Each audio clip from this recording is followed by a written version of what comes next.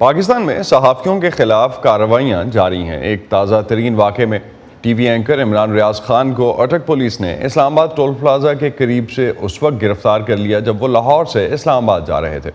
Police حکام کا کہنا ہے کہ عمران ریاض کی گرفتاری اٹک کے رہائشی ملک مرید عباس کی طرف سے درج کرائے گئے مقدمے میں کی گئی ہے۔ عمران ریاض خان کے خلاف تھانہ سٹی اٹک میں الیکٹرانک کرائم ایکٹ سمیت 6 اور دفعات کے تحت مقدمہ درج کیا گیا تھا۔ درخواست گزار کے مطابق اس نے سوشل میڈیا پر ایک ایسی ویڈیو دیکھی جس میں عمران ریاض نے پاکستانی فوج کی ساکھ کو نقصان پہنچانے کی کوشش کی۔ اس سے پہلے پاکستان کے قومی کمیشن برائے انسانی حقوق نے معروف صحافی اور کالم نگار ایاز امیر پر مبینہ حملے کے بعد کہا تھا کہ اس سے پتہ چلتا ہے کہ پاکستان میں صحافیوں پر زمین تنگ ہو رہی ہے۔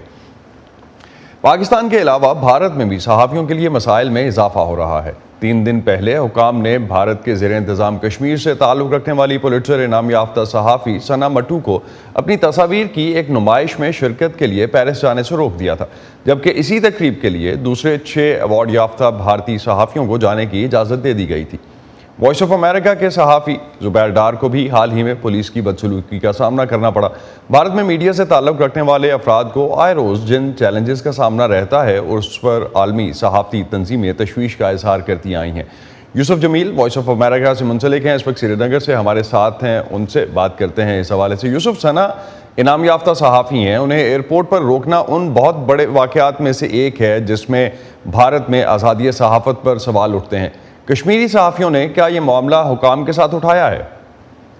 جی، اس طرح کے جو معاملات پیش آتے رہتے ہیں، یہ آج کی بات نہیں، اس سے پہلے بھی کئی بار اس طرح کے معاملات پیش آئے، اس طرح کے واقعات پیش آتے رہے۔ صحافیوں کو ہراساں کیا گیا، ان پر حملے کیے گئے، انہیں گرفتار کیا گیا اور انہیں دوسری مختلف قسم کی دوسری جو قدغن ہیں ان کا سامنا کرنا پڑا، مشکلات کا سامنا کرنا پڑا۔ تو یہ واقعات یا جو صورتحال ہے، اس پر ہماری حکام کے ساتھ کئی بار بات ہوئی ہے۔ مثال کے طور پر ابھی چند دن پہلے ہمارے ایک ساتھی زبیر ڈار کے ساتھ بدسلوکی کی گئی۔ وہ پہلگام گئے تھے، جو امرناتھ جو سالانہ یاترا ہے ہندوؤں کی، اس کا ایک بیس کیمپ ہے۔ تو وہاں انہوں نے ایک پولیس آفسر سے صرف اتنا پوچھا تھا کہ یاترا جو یاتریوں کا قافلہ ہے، وہ پہلگام سے کتنے بجے روانہ ہوگا؟ تو جواباً پولیس آفسر نے تھپڑ مارا۔ تو اس طرح کے جو واقعات ہیں یہ ہم حکام کے ساتھ اٹھاتے رہے اور ہر بار ہم سے کہا جاتا ہے کہ آئندہ ایسا نہیں ہوگا، لیکن پھر یہ کیا اس کا کوئی جواز دیا جاتا ہے؟ یہ کہا جاتا ہے کہ آئندہ نہیں ہوگا، لیکن پرانے واقعات کا کوئی جواز دیا بھی جاتا ہے، جس طرح ابھی آپ زبیر کا ذکر کر رہے تھے؟ کچھ اپنا مختلف چیزیں ہیں جن پہ حکومت کا اپنا موقف ہے۔ مثال کے طور پر میں جو مجموعی صورتحال اس کے بارے میں ہم نے کئی بار حکام سے کہا کہ صحافیوں کو کم سے کم جو ان کا اپنا کام ہے اسے آزادانہ طور پر اور بلا رکاوٹ کی کرنے دیا جائے۔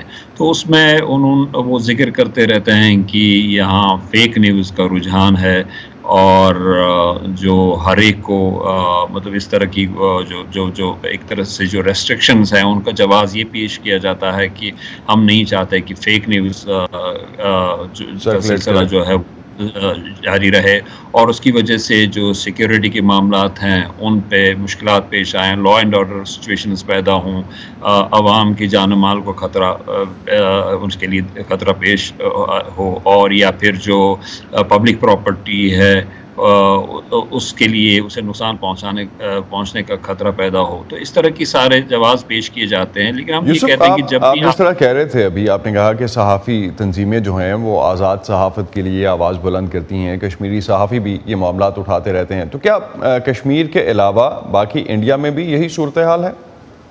جی بالکل۔ یہ اب پہلے تو یہ یہاں کی ایک سیاست دان ہیں محبوبہ مفتی، جو چیف منسٹر بھی رہ چکی ہیں، انہوں نے حال ہی میں یہ کہا تھا کہ یہ اس طرح قسم کا تجربہ جو پولیٹیکل ڈسینٹ ہے اس کو دبانے کے لیے، یا جو صحافی ہیں جو آزاد صحافی ہیں जिन्हें हुकूमत हॉस्टाइल सहाफ़ी समझती है, तो उनकी आवाज़ को उनके काम काज में रुकावटें पैदा करने का ये जो सिलसिला था, ये कश्मीर में शुरू हुआ था, भारत के ज़ेर निज़ाम कश्मीर में शुरू हुआ था।